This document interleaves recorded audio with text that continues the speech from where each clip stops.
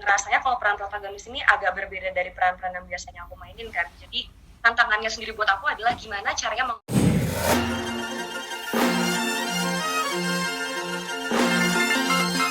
mengolah mukaku yang jutek ini untuk kelihatan kayak let's say melas, let's say happy. Itu kan maksudnya dengan cetakan mukaku yang seperti ini itu agak susah. Jadi kalau aku dapat peran protagonis, tantangan terbesar aku adalah mengolah mukaku biar gak jutek.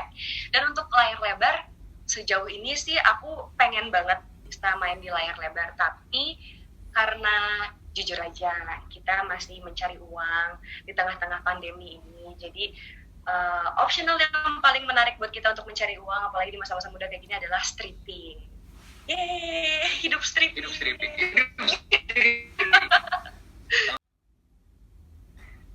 Oh, tadi itu kebetulan lagi adegan agak ribet sih ya, kita nggak bisa bocorin sekarang, tapi soalnya itu bisa dibilang golden scene banget.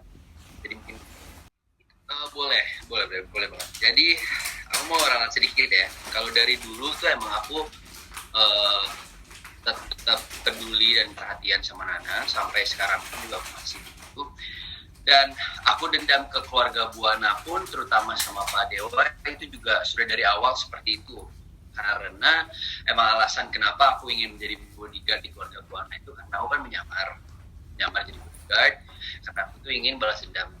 Aku membalaskan dendam aku kepada Dewa yang aku kira dia yang sengaja membuat ibu aku terluka, dan juga dia yang sudah istilahnya di dalam pikirannya Adi tuh dia sudah merebut Alia dari Adi, makanya aku punya dendam sama Dewa. Tapi karena makin lama aku sadar juga ternyata Pak Dewa tidak seperti itu. Pak Dewa itu sebenarnya orang yang baik, dia tulus, jadi aku tidak ada dendam sama dia, dan aku itu bisa lupa. Tapi karena kejadian kemarin ada Alia mengirimkan sebuah video di mana video itu menunjukkan dari satu sisi ya, CCTV, satu angle gitu, kalau seolah Pak Dewa yang mendorong ibu aku.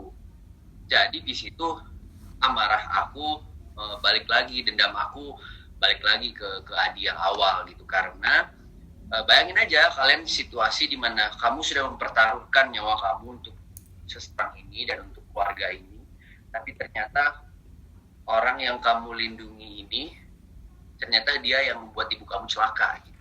Kan pasti ada rasa kayak marah, ada rasa nyesel, ada rasa emosi, ada semua campur aduk lah gitu. Awalnya ya emang dendam banget sama Dewa lagi, dimana aku sempat ada kayak bayangan gitu, kayak halusinasi dalam pikiran aku, dimana aku kalau lihat Dewa Buana aku pengen habisin dia, pengen soalnya hancurkan Dewa Buana gitu. Tapi balik lagi, karena ada rasa cinta aku dan suka aku kepada Nana, terus aku lihat Nana kayak nangis, terus Nana dia sedih terus Nana diperlakukan nggak benar gitu. Jadi di situ ada rasa aku kayak rasa kasihan sama Nana. Jadi aku juga, Pasha istilahnya kayak pintar gitu ya, dia kayak ada feeling gitu, dan pemikirannya Pasha itu bagus, dimana dia nggak langsung percaya apa yang dibilang sama Alia dan Kevin. Justru karena Kevin terlalu sering mengompori Pasha itu jadi kayak curiga, kenapa sih kayak sekolah pengen banget aku ya sama dia buat hancurin Dewa gitu, kenapa sih? Jadi di situ aku cari tahu terus, dan episode kemarin di ending itu aku sudah menemukan bukti bahwa sebenarnya bukan Pak Dewa yang mendorong ibu aku ternyata tidak sengaja jatuh sendiri di lantai 2. Sempet banyak waktu itu omongan kayak, waduh Pasha udah jadi antagonis, waduh Pasha dendam lagi ini ke Dewa, waduh Pasha udah gini. Tapi balik lagi karena sebenarnya awalnya karena Nana sih, ada dialog di mana aku bilang kali ini aku akan tidak peduli dengan tangisan kamu. Kali ini aku akan tidak peduli dan biarkanmu sedih. Tapi tiba-tiba dalam sekejap aku melihat dia lagi keluar, dia nangis. Aku bilang, ya ampun, kenapa kok aku merasa nggak tega gitu? Di situ mulai. Kalau di dunia nyata itu aku cuma pernah di mall, tapi kayak bukan yang kayak apa dimaki-maki, nggak pernah. Jadi di dunia nyata itu aku cuma pernah dicubit. Tapi nggak pernah yang dimaki-maki di tempat umum gitu, nggak pernah sih untungnya. Dan sekarang juga lagi pandemi, jadi kita agak kurang jalan-jalan gitu ya. Mungkin kalau jalan-jalan aku bisa menceritakan ini lagi nanti di next meeting. Iya. Nanti kalau Oke. kalau dari sosial media, let's say Instagram gitu kan, TikTok, itu isinya semua, hampir semua DM-DM yang hujatan kayak aku sumpahin kamu jadi perawan tua, aku mau kirim kamu santet, aku tahu rumah kamu mau aku bakar, dasar anak tip, gitu kan, anaknya tip gitu. Wah, udah macam-macam deh hujatan-hujatan netizen. Tapi kayak ya aku ngeliatnya sebagai achievement aku sebagai Alia. Ada komentar cuma jahat banget sih, dasar kurang ajar apa gimana. Udah lama banget. Alhamdulillah message-nya sampai ke penonton kalau emang Alia nih harusnya menyebalkan gitu. Kalau sampai Alia disukai sama orang-orang kan bingung kita ya. Kita untungnya belum ada meet and greet secara langsung ya, kita baru meet and greet-nya virtual aja. Terselamatkan dengan pandemi.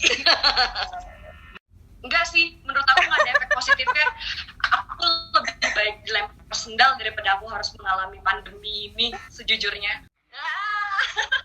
Aku yang mau ketemu hari Minggu. Oke. Ya, gimana ya? Jadi siapa dulu? Aku loh. Yang tadi itu, ya sebenarnya kalau ditanya kayak gitu, aku bersyukur banget, aku senang. Tapi lagi kayak aku ngerasain sama aja ya, mau aku dibilang apa artis FTV dulu, FTV aja, terus sekarang sinetron, jadi banyak apa namanya kayak lebih banyak scrollan gitu.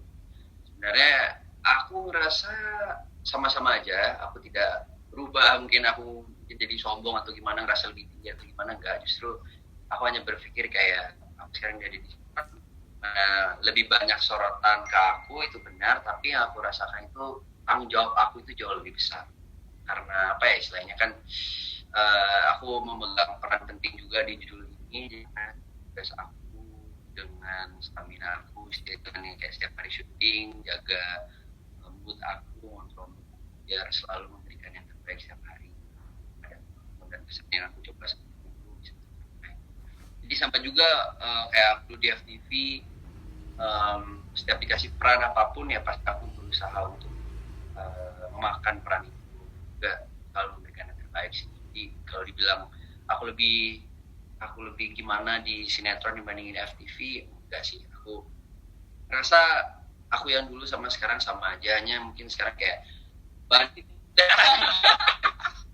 ya kan diputar. Iya. Lebih gede ya jangan di aja tuh, jadi lebih ya begitulah. Kita bersyukur selalu siapa yang sama, kita harus tanggung jawab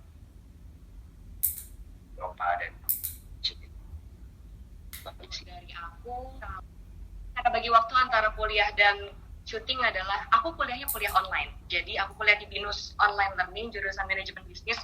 Jadi aku kuliahnya tuh gampang banget, cuma ngisi forum, kerjain tugas, sama ikut VCon, video conference gitu kayak lewat Zoom meeting kayak gini nih sekarang kita. Nah, kalau untuk kerjain forum sama tugas sendiri, itu aku tuh anaknya lumayan susah tidur kalau malam. Jadi dibanding aku scrolling Instagram malam-malam, aku biasanya ngisi waktu aku sebelum aku bisa tidur itu dengan ngerjain tugas. Karena setelah aku ngerjain tugas tuh pasti udah mumet, setelah mumet pasti tidur. Bener kan? Nah, terus pertanyaannya kenapa aku melanjutkan kuliah? Karena sejujurnya ini untuk membanggakan orang tua. Karena ini papa yang minta aku kuliah. Papa tuh seorang akademisi, papa tuh dosen. Iya, papaku tuh dosen ekonomi akuntansi. Dan dia baru aja ngelarin S3-nya. Terus kayak dia bilang, "Mbak, papa nggak mau punya anak yang nggak berpendidikan. Papa udah berpendidikan sampai S3, tolong Mbak kelarin S1-nya." Dia bilang gitu. Udah digituin aku udah gak bisa ngomong apa-apa. Aku juga mulai kuliahnya ini agak telat karena aku lulus SMA itu tahun 2015, sedangkan aku baru mulai kuliah itu 2017 setelah papa aku ngomong kayak gitu. Sebelumnya aku gak kepikiran sama sekali buat kuliah karena aku ngerasa aku enjoy kok kerja kayak gini, nanti juga setelah kuliah kayaknya aku bakal tetap stripping gitu. Aku gak mau kerja kantoran karena aku nih anaknya cepet bosan. Kalau aku disuruh duduk di depan komputer menganalisis data, meeting sana meeting sini, kayaknya bosan ya. Kalau kita syuting kan kita ketemu orang baru, ada scene-scene yang menarik, scene yang kayak golden scene tiba-tiba scene yang bosan, kita semua harus kita makan tiap hari. Tapi ya itulah syuting, itu seninya, itu yang bikin seru dari syuting ya.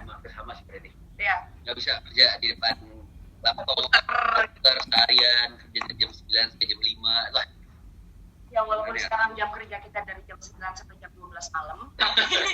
Bikin seru gitu loh, ada interaksinya banyak gitu orang. Dan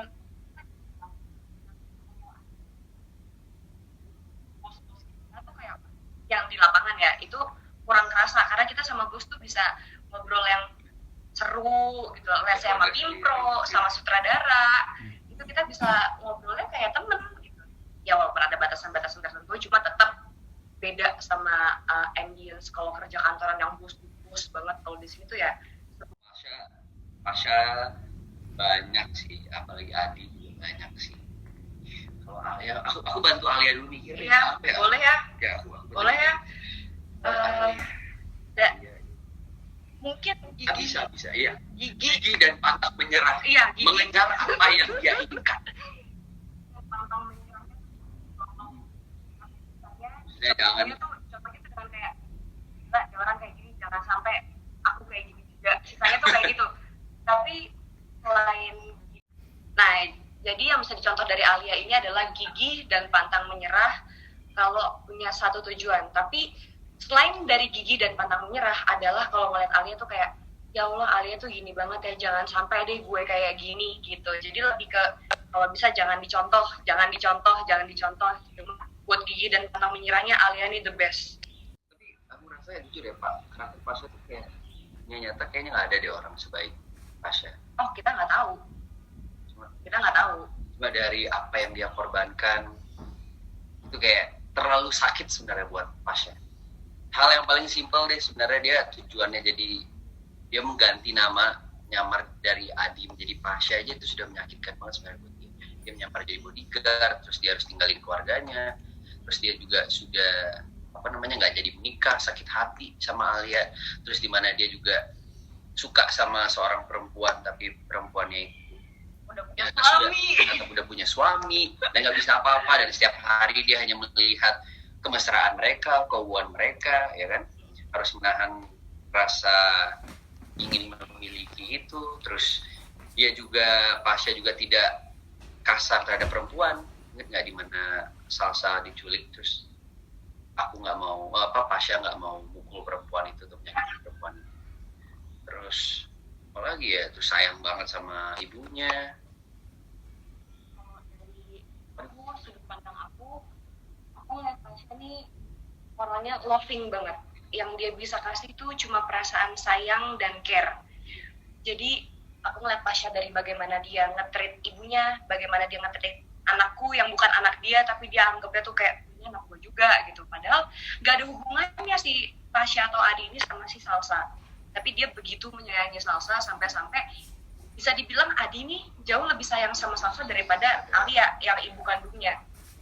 Walaupun Alia juga sayang banget sama Salsa, tapi Adi tuh lebih sayang sama Salsa. Jadi yang bisa aku ambil pelajarannya adalah Adi nih apapun kondisinya, dia akan memberikan kasih sayang yang tulus luar biasa besarnya. Sampai-sampai kadang-kadang kalau kita lihat dari sisi percintaan nih agak bego. Iya nggak sih, mencintai istri orang secara diam-diam, terus tiap hari cuma bisa galau dari jendela balkon, terus kayak ngeliatin, ya ampun mereka ungu banget sih, ya ampun gebetan gue nangis lagi nih, aduh kurang ajar banget suaminya, cuma bisa gitu aja. Ya sisanya kayak sama aja kayak Alia, ada beberapa hal yang bisa dicontoh kayak gigihnya, tapi sisanya ya dari Adi juga, ya jangan segitunya amat lah gitu, jangan sampai sebucin inilah gitu. Kalau udah tahu orang yang kita gebet, yang kita suka ternyata udah punya pacar atau udah punya suami gitu kan ya, lupakanlah. Oke, teman-teman, jadi jangan lupa buat nonton Meet and Greet virtual buku harian seorang istri besok pukul 16.00 waktu Indonesia Barat hanya di video. .com. Oke, buat kalian jangan lupa untuk terus saksikan sinetron Buku Harian Seorang Istri setiap hari pukul 18.20 waktu Indonesia bagian Barat hanya di SCTV 1 untuk semua. Kalau ketinggalan episodenya juga bisa nonton di .com. Semua ada di video.